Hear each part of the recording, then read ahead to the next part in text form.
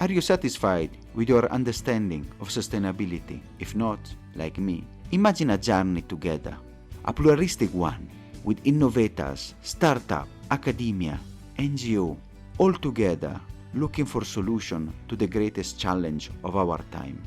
I'm Samuele Tini, and this is the Sustainability Journey.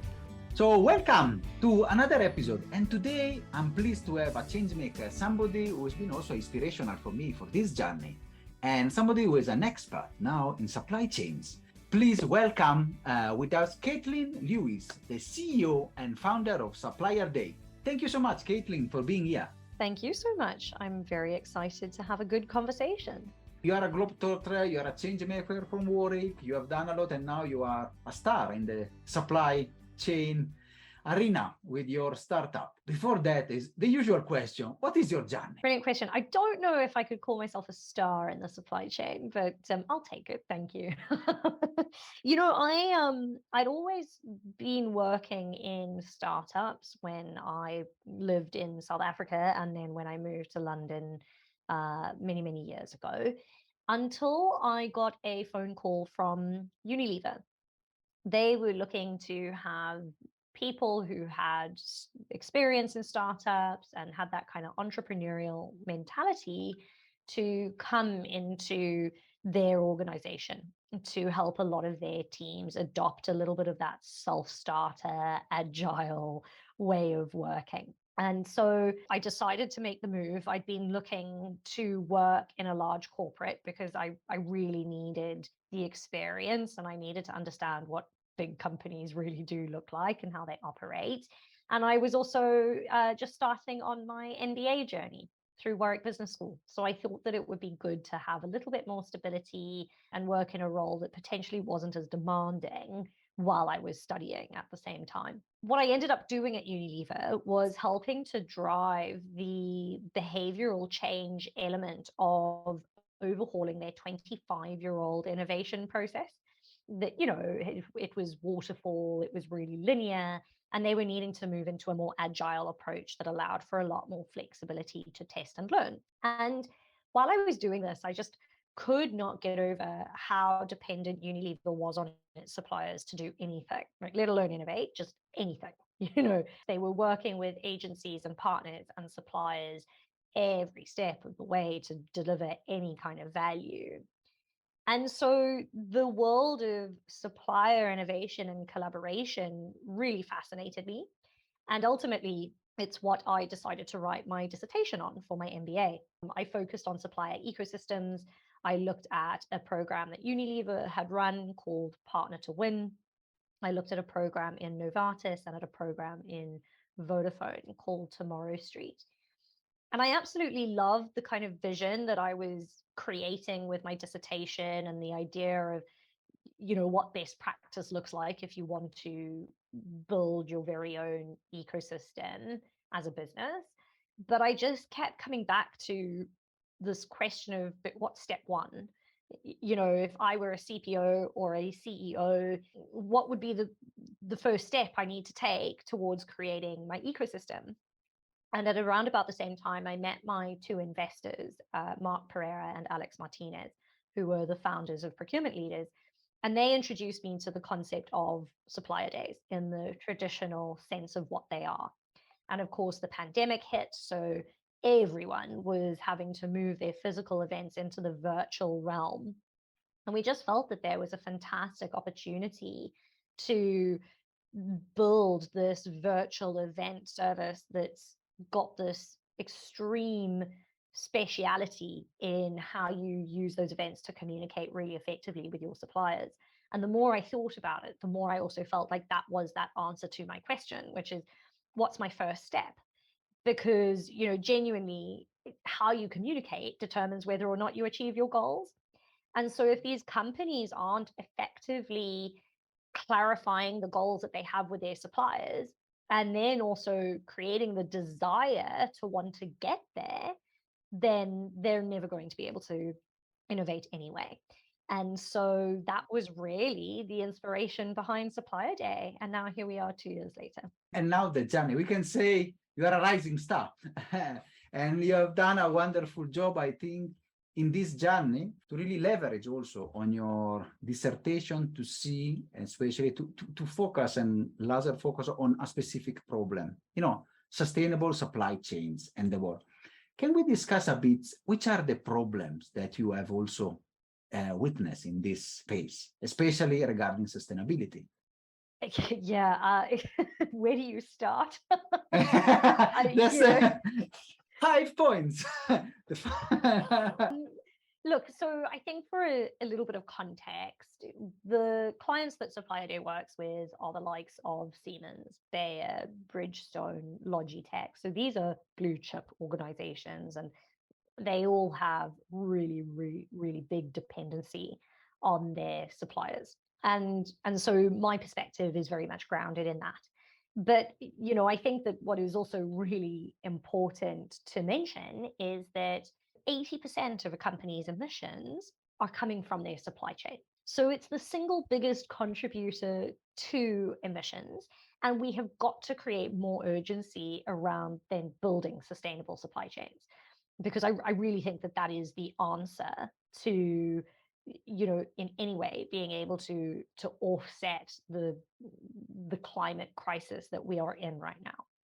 But that's a really, really big thing to start with. And we've got to start breaking this down. And I think the place to start is where you talk about the current challenge, at least our clients are really preoccupied with. And quite simply, that's benchmarking. It's being able to access data that tells them how sustainable or not their current practices are. But the problems around that is that they have really poor data, or they don't have any at all.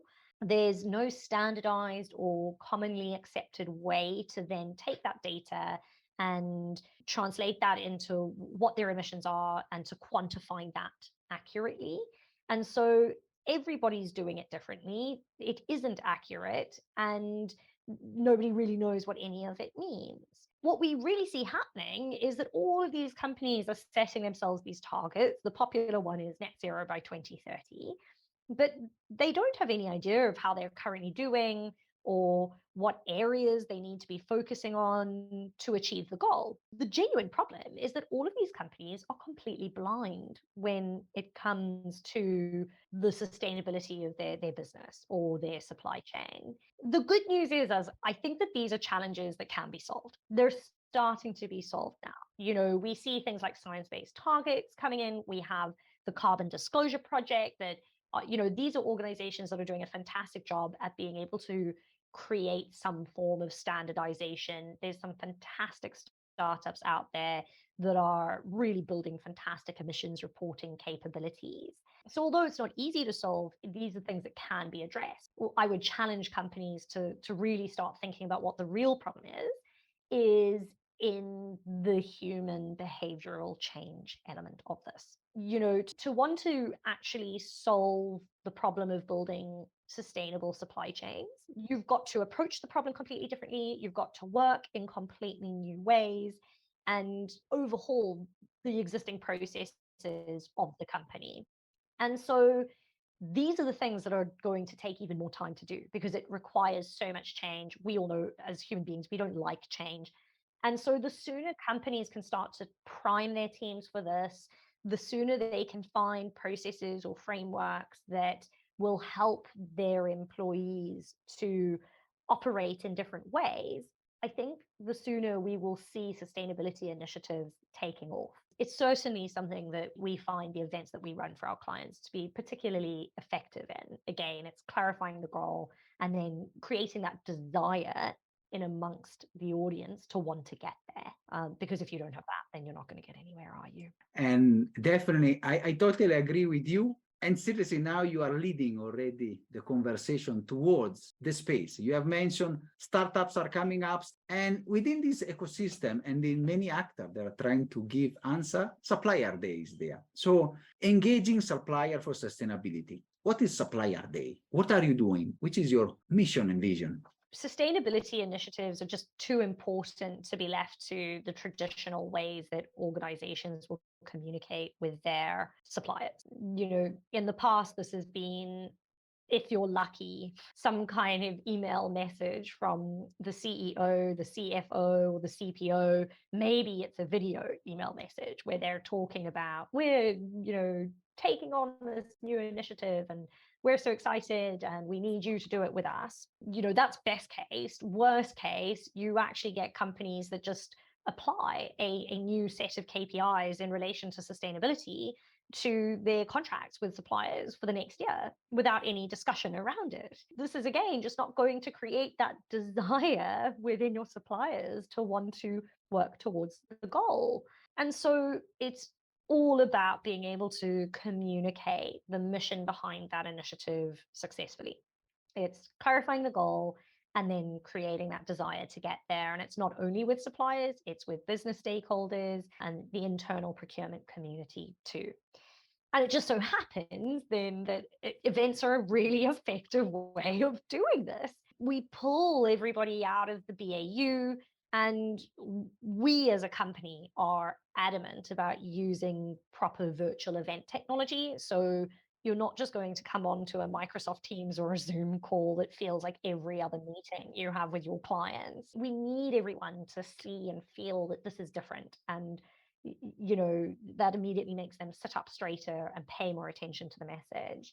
And what I will say is I think that events are also great for then catalyzing action because they bring people together. So what Supplier Day does is we design experiences around the opportunity to share knowledge and have constructive conversations that then inspire action. And to share a little bit with you around, what we deliver for our clients. On average, we save them about 300 tons of carbon per event. We're able to help them reach 166% more suppliers and deliver a cost saving of 70% compared to physical events. And so I think there's real ROI in doing it this way. Wow. And those are critical numbers. And I think they hit the bottom line while also being profitable for the planet. You have mentioned you have big names, customers, and you have this innovative way to engage suppliers, really bring them together and brainstorm and discuss and engage. Can you share a bit some success story from your work? Absolutely. I think, there's three that come to mind, and ironically, they are the three very first customers that we ever had. But in November, so nearly a year ago, we hosted Bayer's first fully virtual Supplier Day. And off the back of that, we were able to drive an 80% uptick in alignment to their vision. And this was an event for 1,600 attendees. So it was really wide reaching. And it was all about being able to communicate Bayer's biggest goals to, again, their business stakeholders, their internal procurement community, and their strategic suppliers. But they saw such a fantastic opportunity to continue using virtual events to serve as that kind of drumbeat of communication. So now we're designing smaller, more frequent events that help them to reinforce their vision and reinstall the behaviors required to, and then also, to recommit to their long-term vision. And it's amazing seeing how every single event builds on the success of the last, that you're starting to see real progress come through. They start to act as milestones, for the progress that needs to be made, because everybody suddenly feels like, oh, we have another event coming up. We have to be able to have shown that we've moved on from where we were the last time we came together. But even in pure practicality terms, what these events every 3 to 4 months has helped Bayer to do is also to address their positioning as a company, their perspectives on things, and their responses to macroeconomic factors in a really natural way. So, for example, they did an event in April of this year, and that was an immediate opportunity for them to address their position on the war in Ukraine. It was also an opportunity in the midst of, an energy crisis to reinforce to their suppliers that they would not be changing their targets around moving over to using more renewable energy. So it was a great way to just address suppliers around issues that were very, very topical in a way that wasn't forced or required more work from their end. They knew they had this event and they could do it then. And again, we'll be doing another event for them in November. And a large part of it is about addressing this looming recession and reassuring suppliers that they're in a good place. They are not concerned. They will continue to thrive with their suppliers. And so it just becomes a really simple and easy way for them to have an open conversation with suppliers about the big things going on in the world and what that then means for their business relationships. Wonderful one, and I think it's really building up the success and the work that you are doing, and especially with such big companies that you have mentioned. Maybe you can share another one, but meanwhile, I want to ask also this question because it's a practical one. Now you have your startup, you are working in this space. And of course, many people also in the audience, they have their own problem. They have their supply chains. And they might ask, Caitlyn, can you give us some tips on how we can engage our suppliers, how we can make them more sustainable? I love this question because I could talk about it all day.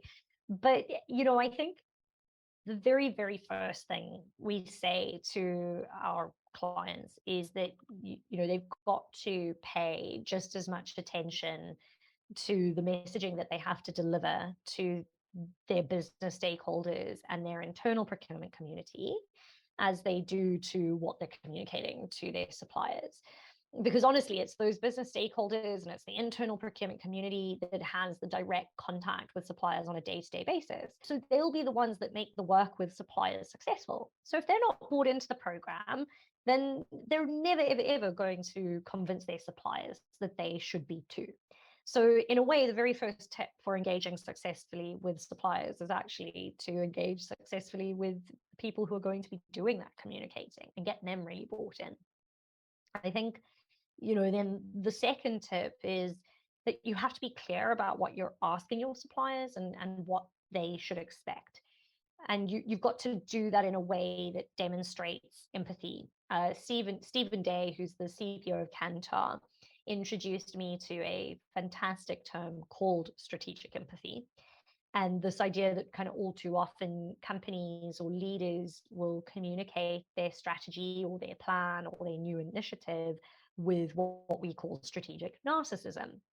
And what this means is that they haven't really taken the time to consider what this program is going to mean for the people that it actually impacts. And then they wonder why there's not much support for it. So the more you can think about your audience and consider how this program is going to affect them and have answers for that, and demonstrate that this plan takes their experiences into account, it takes their needs into account, and actually it's going to benefit them to participate in it, then I think the higher the likelihood you have of winning the buy-in that you need. So it's all about that, how to be empathetic to the needs of our audience, and in that way kind of get their buy-in for what we need them to do.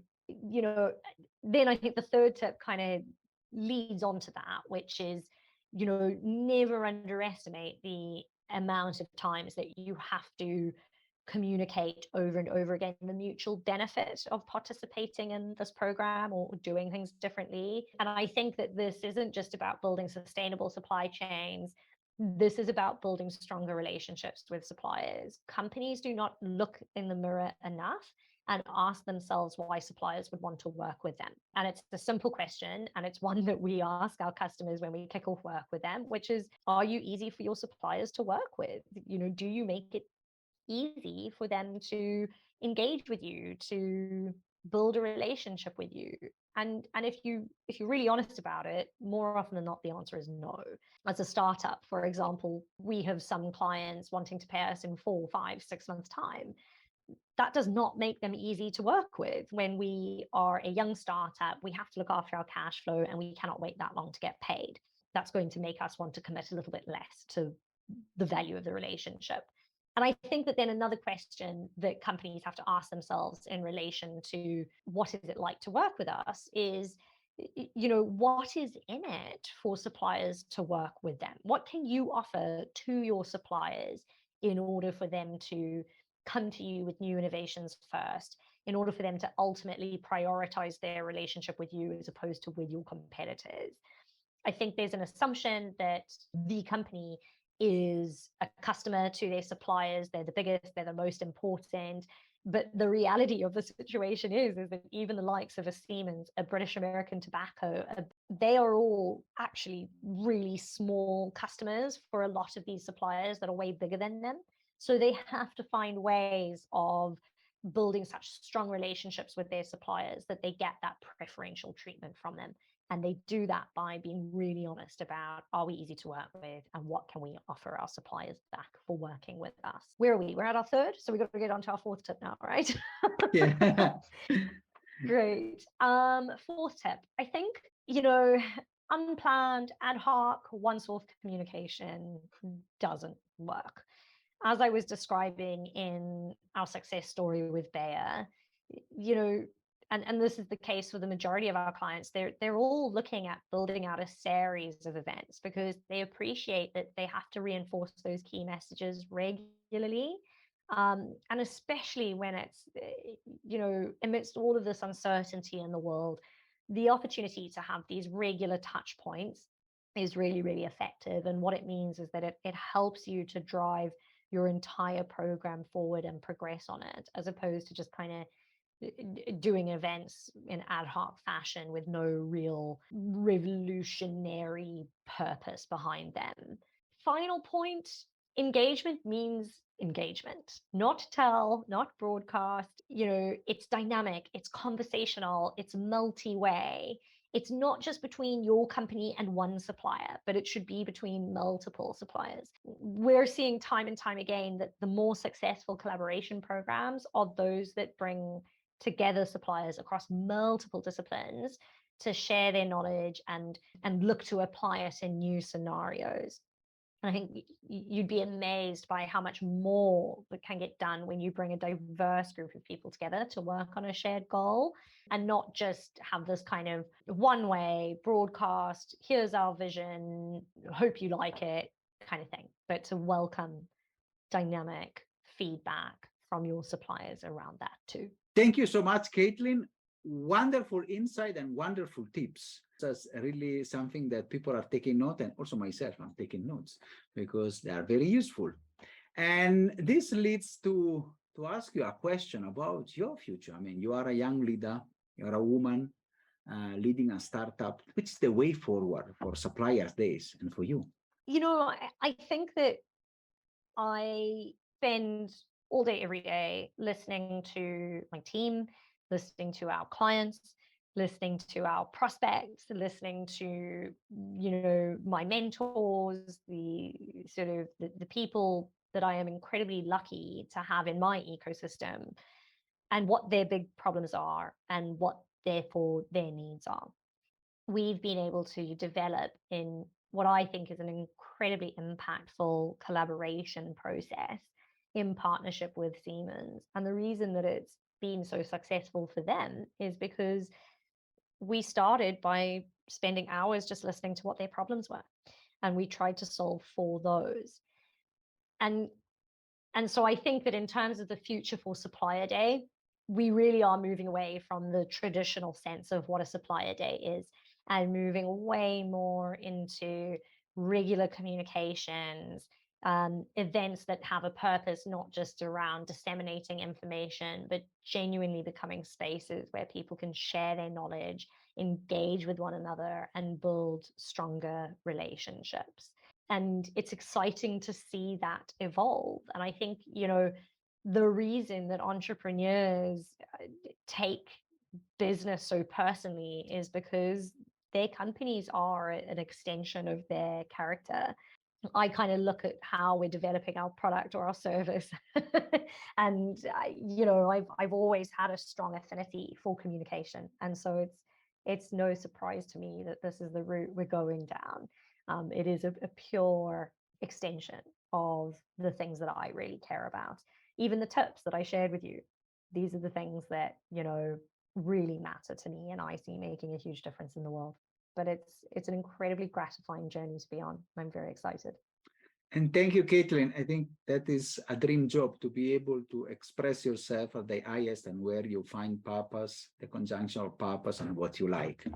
The audience have got wonderful insights. Now they are listening to you for your final message. Which is the message you want to share with our broad audience all over the planet? I think especially when it comes to things like sustainability, you just have to start. There are so many companies that are wavering on what to do about sustainability, or they're scared of overcommitting, they're scared of being accused of greenwashing. And I get it, it is very scary. But I think that these are also the ones that will never get started. We also are genuinely in a climate crisis where we're already behind, where, and we have to find ways of accelerating a response to the climate crisis. But no one has a perfect plan. No one knows how they're going to solve these problems.